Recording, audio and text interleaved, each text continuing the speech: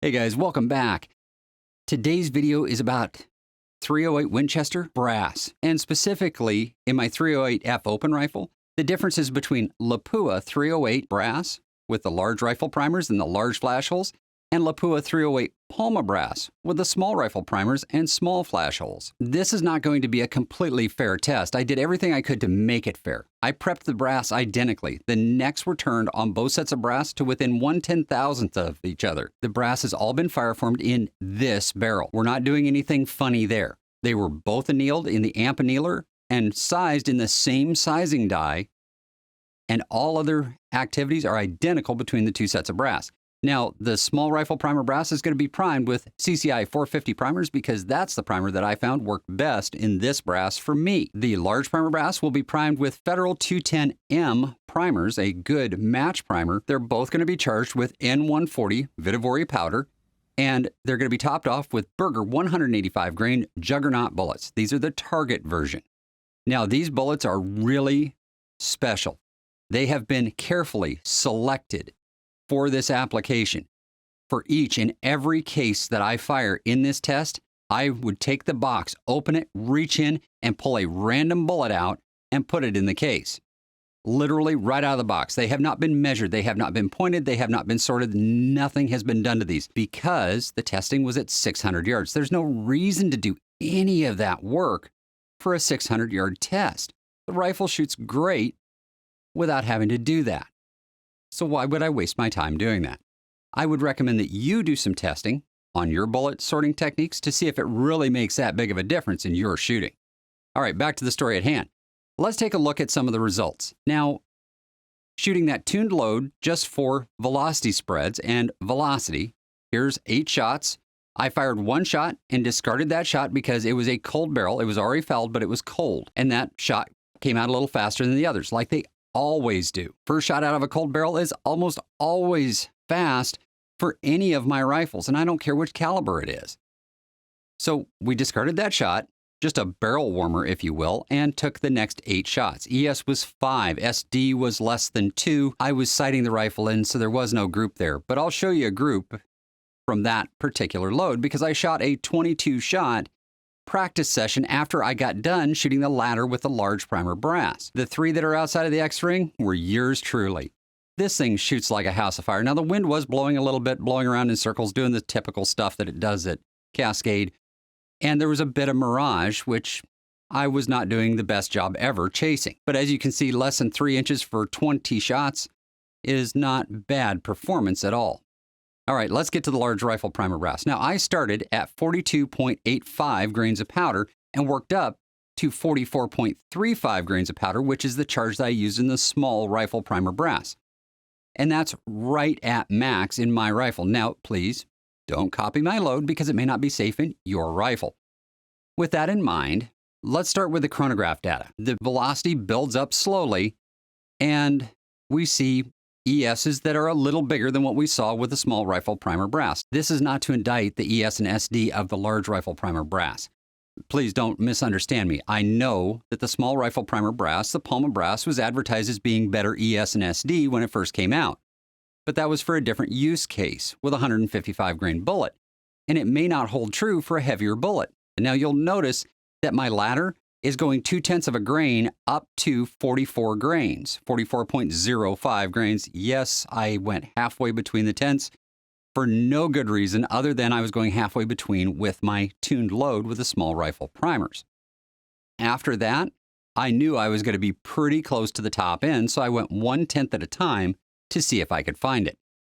I never did find max, and I never did find pressure signs, but I know I was pretty darn close based on how the rifle was behaving. That said, we'll get into pressure signs in a different video. From that standpoint, let's take a look at this velocity data. Now, you'll notice right here that the velocity right at 2,700 flattens out a little bit. We have that typical flat spot that we see sometimes, and we had a very low ES on both charges. This is significant because it may be indicative of a node. As I built up, I found a couple of good areas for groups, but let's take a look at all of them. Here is 42.85, and here is 43.05. And now the magic of load development. Let's combine them together. Now we have a 10-shot group that is actually somewhat statistically significant, and we can see how it behaves over a band of charges. Now this is 2/10 apart. Remember that when we get further up, because it's going to be an important thing to think about. Now let's go one more charge up to 43.25 grains. And now I'm going to combine that with the 43.05 grain. And we get this combined group for 10 shots. Gruesome, huh? As a matter of fact, 43.25, I remarked when I shot it that it looked like the scatter node. Now, if this is the scatter node, we're looking at somewhere between 1.5% and 2% to get to the node, typically. A little bit of math says, yeah, we're going to find it around 43.8. So we have that 43.25, let's add 43.45, and now we add those two together and get this 10-shot group. Once again, gruesome because the 43.25 was so bad. Let's go one more step. 43.65 grains of powder. Now we're looking at a group that's starting to come together really well. Let's combine it with 43.45 and we get this.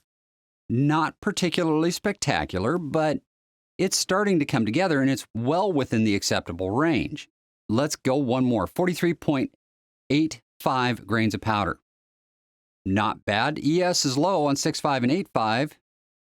So let's take a look at what this looks like when we combine it with the 43.65. 10-shot group, not bad. The vertical is right there below 2.5 inches. A little big for me, but remember, we're running two charges that are 2/10 apart. So we're not going to get a perfect overlap necessarily. Let's take a look at 44.05 grains. Now, this is not anything spectacular, but it is there.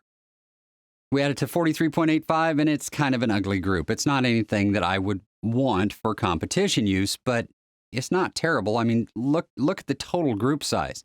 It's well inside of the 10 ring. Let's go to 44.15 now. Now, I only moved 1/10 of a grain on this step instead of 2/10. I cut the step size in half for safety reasons. So you'll have to take that into consideration when you're looking at these groups. It'll be important in another step here, and you'll see why.